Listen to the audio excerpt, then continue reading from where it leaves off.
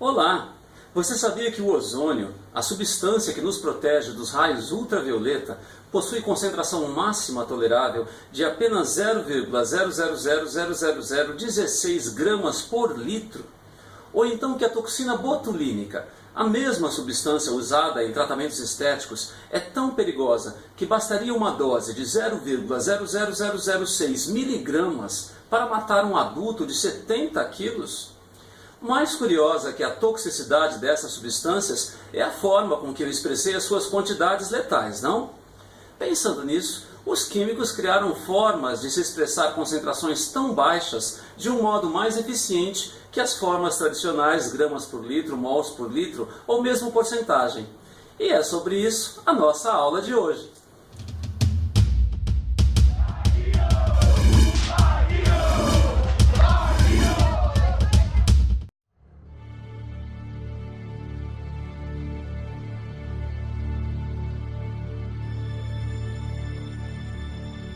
A grande urbanização ocorrida ao longo do século XX inflou a população das cidades e criou metrópoles e megalópolis.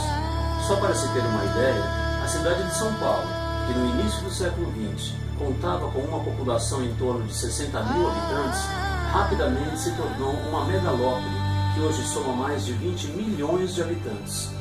Fenômenos semelhantes aconteceram em várias partes do mundo, trazendo sérias consequências ao meio ambiente e a qualidade de vida de seus moradores.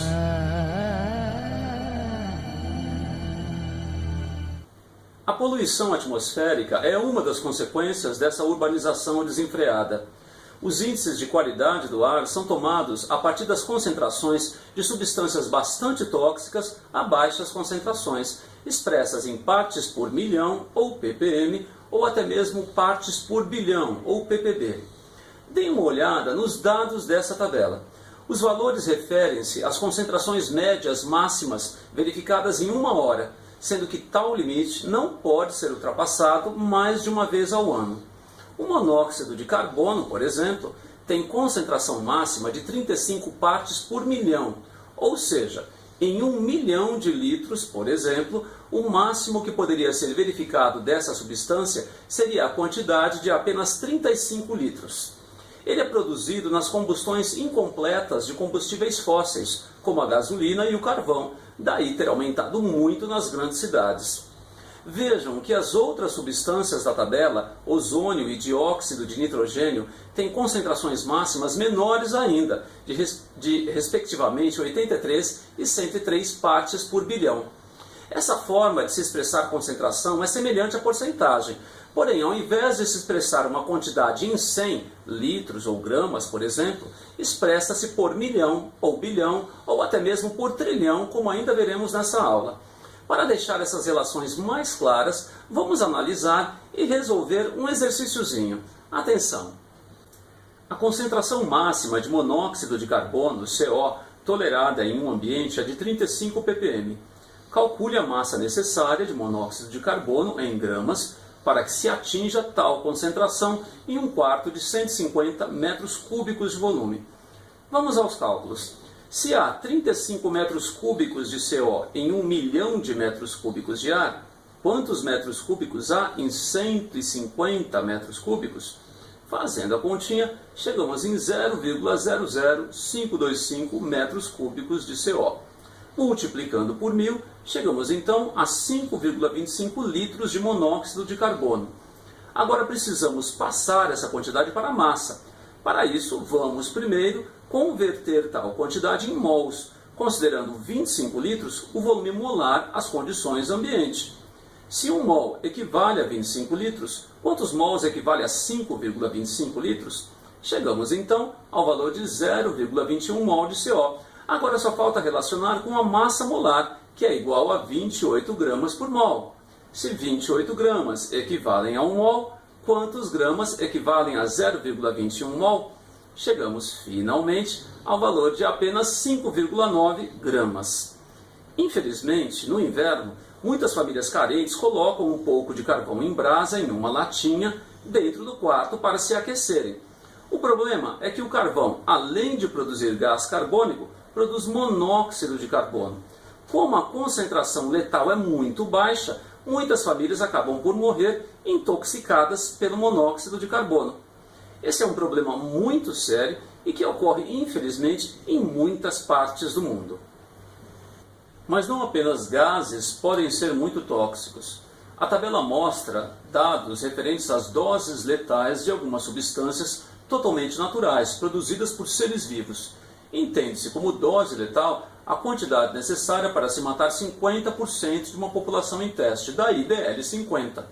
Isso é feito em laboratório com cobaias, e são índices muito importantes, uma vez que qualquer substância, a princípio, na dose errada, pode levar à morte. Vejam, o veneno da serpente Black Mamba é tão perigoso que sua dose letal é de 50 partes por bilhão. Ou seja, bastam 50 gramas, por exemplo, para cada bilhão de gramas para que se leve à morte um determinado ser vivo. Claro, da mesma forma que as cobaias, algumas pessoas podem sobreviver a uma dose maior que a DL50, da mesma forma que outras podem morrer com uma dose melhor. Na introdução dessa aula, as quantidades que eu calculei referem-se ao dobro da DL50, ok? Mas se o veneno da Black Mamba é muito perigoso, o que dizer da tetradoxina, a toxina produzida pelo peixe baiacu, ou então da toxina botulínica, que tem dose letal de apenas 0,4 partes por trilhão? Novamente, para entender direitinho como utilizar esses dados, vamos dar uma olhada em um outro exercíciozinho. Atenção! A dose letal DL50 para a tetradoxina, toxina produzida pelo baiacu, é de apenas 8 partes por trilhão. Calcule a massa necessária em gramas letal para um indivíduo adulto de 70 quilos. Vamos aos cálculos. Se 8 kg estão para 10 elevado a 12 kg, 1 trilhão, quantos quilos estão para 70 quilos? Fazendo a continha, chegamos ao valor de 5,6 vezes 10 elevado a menos 10 kg. Se 1 quilo está para 1000 gramas, essa quantidade está para quantos gramas? Obtemos o incrível valor de 5 vezes 10 elevado a menos 7 gramas. É uma quantidade tão pequena que torna fácil entendermos por que tanta gente morreu comendo sashimi de baiacu, que é considerado uma iguaria no Japão. Devido à toxina, dizem, os lábios ficam ligeiramente adormecidos. Porém, se o sushi man não fizer um corte correto, muita toxina pode restar no sashimi, levando à morte. Entre 1974 e 1983, houve 646 casos de envenenamento pela tetradoxina do baiacu, sendo que 179 casos foram fatais. Diz aí, você experimentaria o sashimi de baiacu? Felizmente, podemos escolher entre experimentar ou não sashimi de baiacu, mas todos nós estamos sujeitos a algum tipo de envenenamento, por exemplo, na água que bebemos.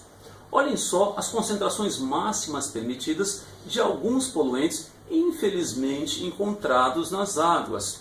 Meio ppm é a concentração máxima de chumbo, 1,2 ppm a de benzeno e 10 ppb partes por bilhão é a concentração máxima tolerada de mercúrio nas águas, um metal pesado que já contaminou muitos rios e lagos em função das práticas de garimpo, como a que vemos nessas imagens. Tal concentração não afeta a cor nem o sabor da água, daí a preocupação em garantir a qualidade das águas dos nossos mananciais. Para terminarmos, vamos a um último exercício. Atenção! Qual a massa de mercúrio necessária em miligramas para que se atinja a dose máxima permitida de 10 partes por bilhão em 300 ml de água? Uma coisa é importante quando estivermos lidando com soluções aquosas. Essas concentrações são tão baixas que não afetam significativamente a densidade da água, que pode ser considerada então como sendo de 1 grama por mililitro. Ou seja, nesses casos, apenas nesses casos, onde as concentrações são muito baixas, podemos dizer que 1 litro pesa 1 quilograma ou 1000 gramas, ou mesmo que 1 mililitro pesa 1 grama, ok? Vamos aos cálculos. Se 10 gramas de mercúrio estão presentes em 10 elevado a 9 gramas de água, que é 1 bilhão, quantos gramas de mercúrio estarão presentes em 300 gramas de água, que é a massa aproximada de 300 ml de água. Fazendo as contas, chegamos ao valor de 3 vezes 10 a menos 6 gramas de mercúrio. Como 1 grama equivale a 1000 miligramas, 3 vezes 10 a menos 6 gramas equivalem a 3 vezes 10 a menos 3 miligramas, ou então 0,003 miligramas de mercúrio. Novamente, uma quantidade muito baixa, porém ao mesmo tempo muito tóxica. Antes de liberar vocês para a próxima tarefa, gostaria de salientar alguns dados. 1 milhão equivale a 10 elevado à sexta coisas, sejam litros, gramas, etc. Já 1 bilhão equivale a 10 elevado à nona. E 1 trilhão, 10 elevado a 12. Não se esqueçam, ok? Então é isso. O endereço da tarefa já está passando, mas também está anotado na descrição do vídeo. Efetuem os cálculos com cuidado e lembre-se sempre que tais concentrações, ppm, ppb ou ppt, nada mais são do que proporções e que podem ser facilmente resolvidas com regras de 3. Obrigado pela atenção e até a próxima aula. Tchau!